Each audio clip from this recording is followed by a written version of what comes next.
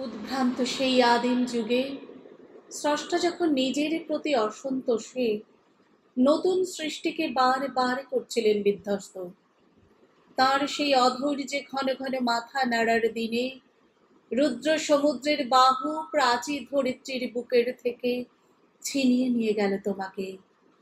Africa বাঁধলে তোমাকে বনস্পতির নেবের পাহারায়, কৃপণ আলোর অন্তঃপুরে।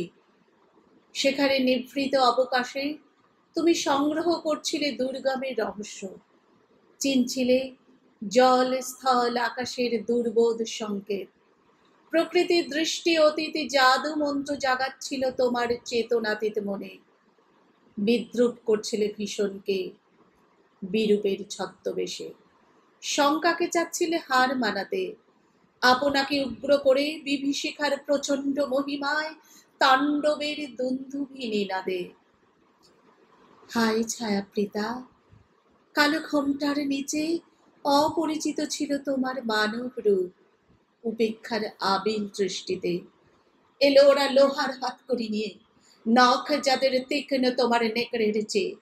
এলো মানুষ ধরার দল, গর্বে যারা অন্ধ তোমার সূর্যহারা অরণ্যের চেয়ে।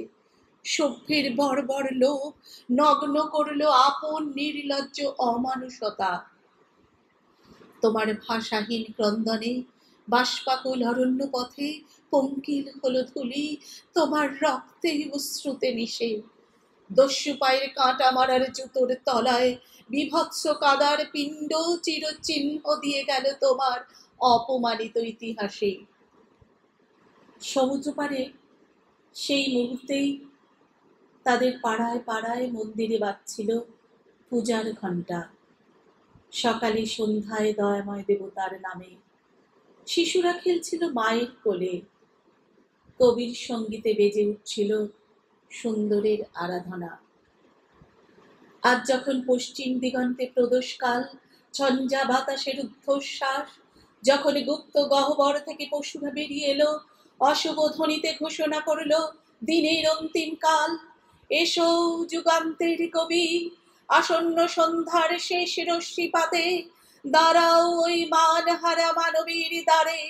বলো ক্ষমা করো, হিংস্র প্রলাপের মধ্যে সেই হোক তোমার সভ্যতার শেষ পুণ্যবাণী।